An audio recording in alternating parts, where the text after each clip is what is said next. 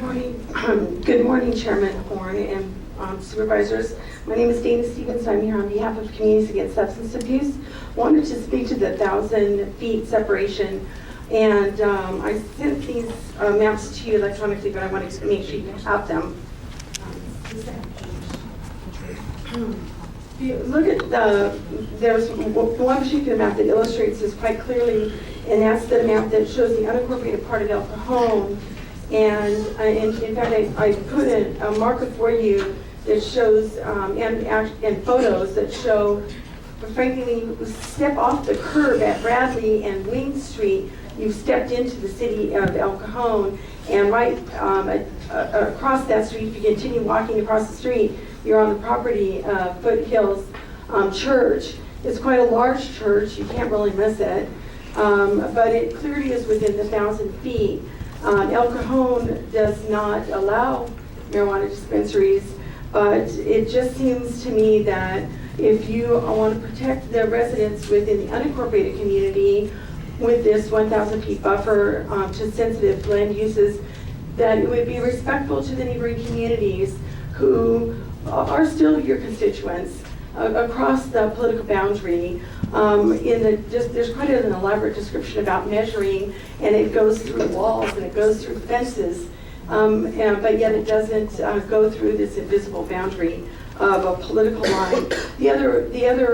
So I would ask you include an amendment to include the 1,000 foot, in the 1,000 foot buffer zone, the political boundary between the unincorporated county and the neighboring cities. The other small amendment I would ask you to consider today is in section 2H under non-conforming uses. I understand that the section describing non-conforming uses is kind of standard language used for other police regulated businesses, but these aren't quite the same as a strip club, and some of the language there it isn't appropriate to these businesses. In fact, in section 2, subsection H, number 4, it talks about the director being able to extend again and again and again, in fact, over 4 years from 2009 to 2013, a non-conforming use on the grounds that it makes substantial profit. But in your language of your ordinance, it goes on to say, rightly so, that these businesses are prohibited from making a profit, and the state attorney general guidelines support that notion. So those two statements are incongruous, and I would ask you to remove that statement from the non-conforming use language. Thank you. Thank you. I was outside in the hallway and missed my name. Yes, my name's Tom Hetherington. I run a business and it's located at 14866 West Lilac Drive in Bonsall, zip code 92003. I would like to discuss the issue of safe access. That seems to be a big issue right now, especially to those people that think that there needs to be a pot shop on every strip mall in every corner of the county. In this day and age, when you can get on your computer, you can Google, and everything can be delivered to your house, including medical marijuana or pot, whatever you want to call it. Just Google marijuana delivery, the area that you live in, and see what pops up. There are plenty of delivery services. Now, I recognize that the county sheriff is trying to eliminate the delivery services that are skirting the county law by holding them accountable to the laws regarding fees and application. Hooray for them for including delivery services in the fees and the restriction that the pot shops will be charged so that the county can recoup the cost associated with monitoring this business.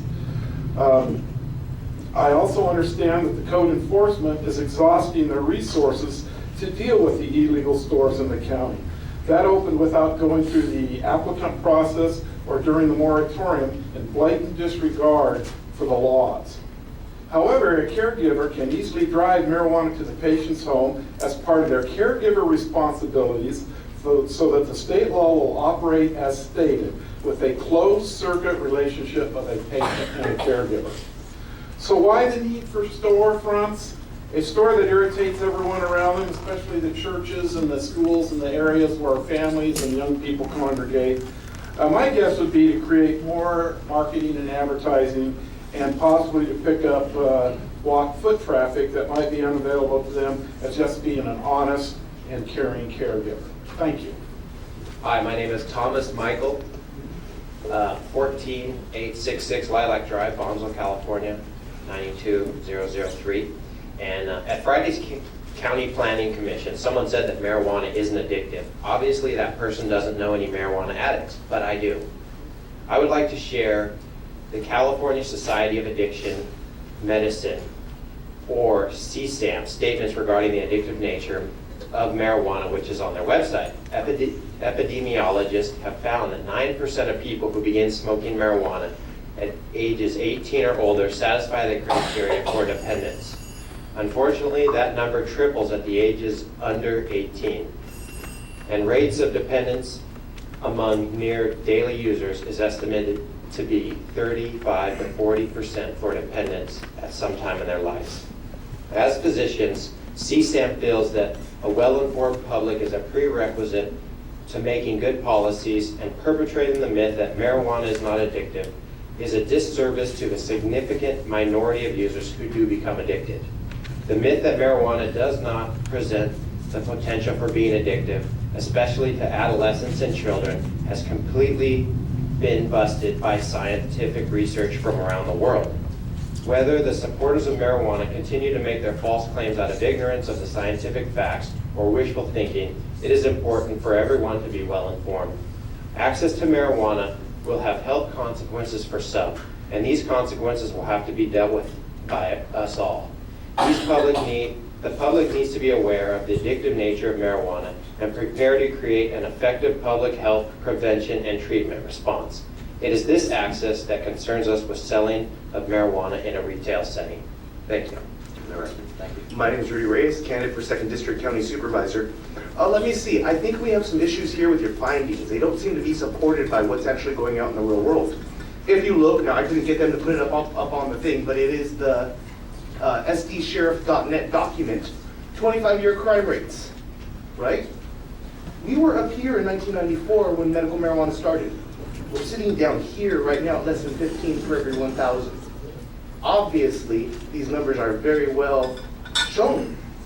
And what you guys are doing is warping the numbers through what I call corruption of the process. In other words, the medical marijuana laws as they were given by the district attorney are very well set up and situated.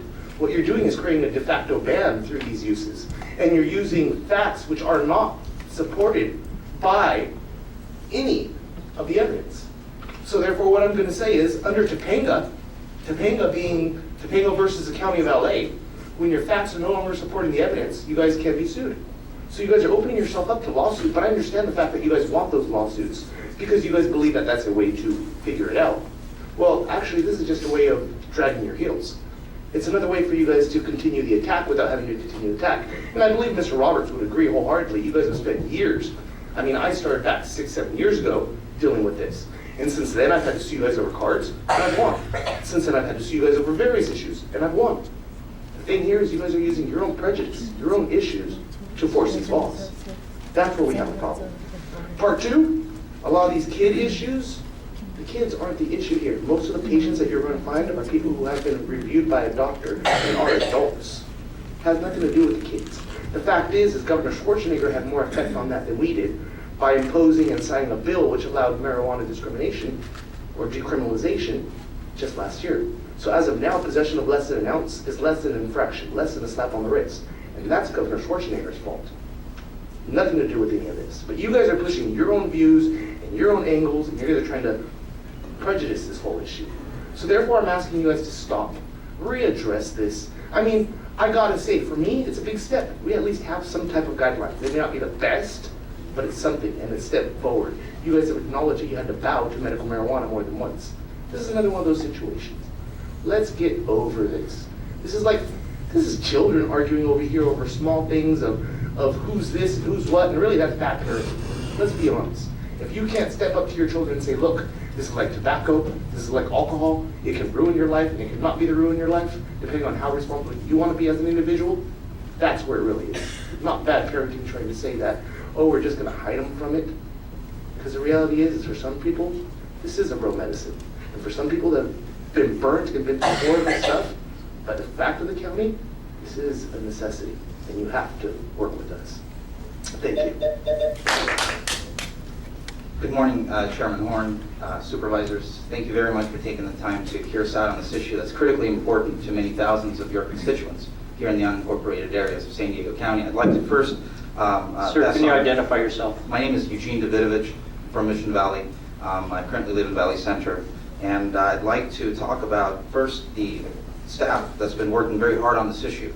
Mr. Faraci, Commander Pendergast, and County Council have put in countless hours specifically on this ordinance. However, what we've ended up with, although they've tried very hard to make it legal, we've ended up with a ban.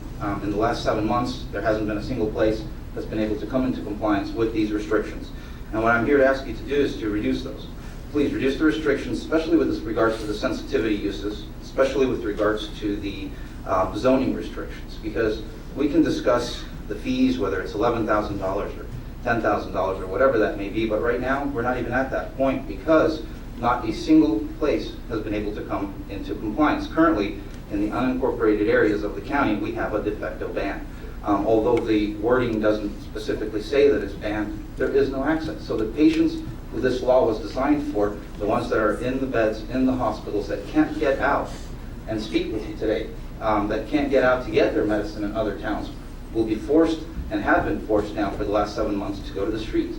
So what we are going to see with this ordinance passing is an increase in crime because there's a lack of safe access to medical marijuana in the city.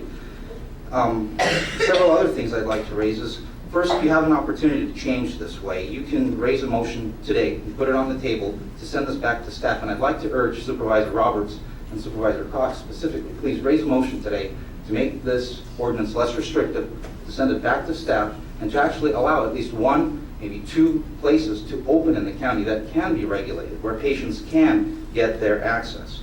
And the other thing I'd like to talk about is some of the propaganda that's been put out here earlier today.